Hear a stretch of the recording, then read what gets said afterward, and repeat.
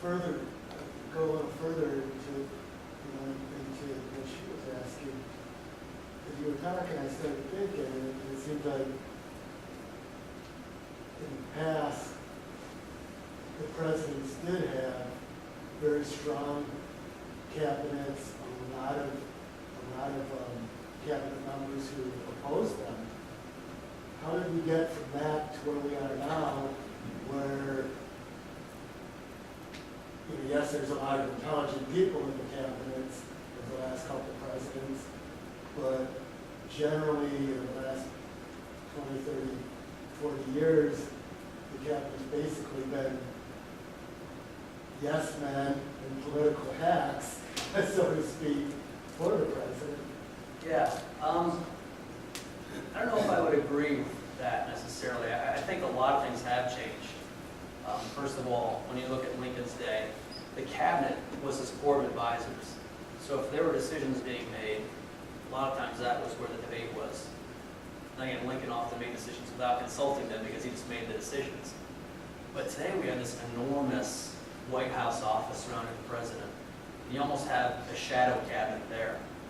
And so there's debate there. It's much more complex today than it was then. In fact, I'm trying to remember, I put together some figures some time ago to show how big just the White House office is, how big the executive office of the president is, which is a larger sphere, and how big the executive is.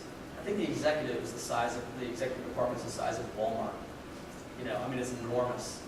And the White House office is something like steel case.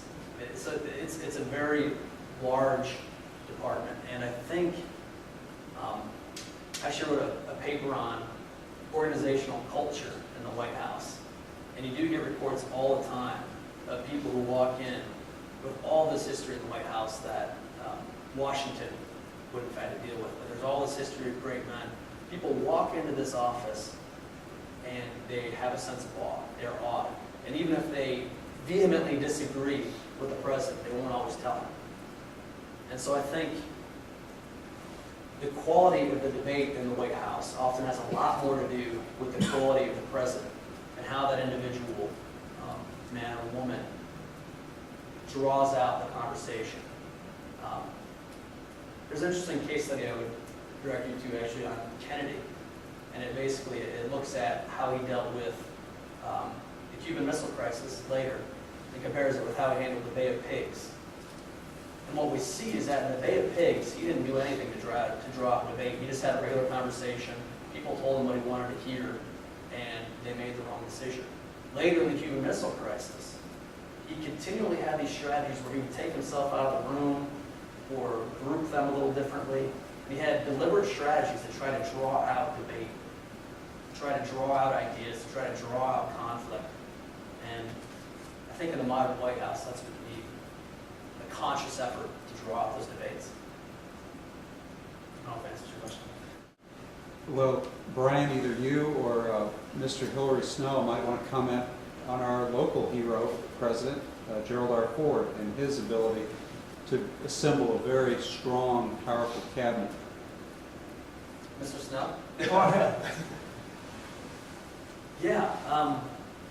Well, when you go over to the Ford Library next, and you're up there by the cabinet room, just look at that wall with all the portraits on it, because they were very strong individuals. And I think what Liz is getting at is he did something similar to what Kennedy did in the case of the Cuban Missile Crisis, where he tried to draw out this debate, where he tried to get strong people in the room who could help him make better informed decisions.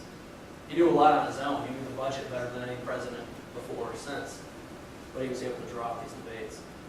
Liz, did you want to add anything to that? You might have. Okay. Well, Henry Kissinger made the point that Gerald R. Ford was the most secure president that he'd ever worked with, because Ford absolutely had no problem with all these huge egos like Kissinger. He knew whereof he spoke. And Ford had this technique. He would let each one of the cabinet members have his say, and Ford would just be puffing on his pipe just to kind of calm everything down, slow everything down. And then when everybody had finished with their comments, then Ford would calmly make the decision. But he let the egos express themselves at the table, and it was a technique that worked well, and Ford had just the personality to disarm and allow them to do it. Sounds like our office, leaves with this pipe in the back. They allow that at the university, did you know that? Well, thank you. Thank you very much. Thank you.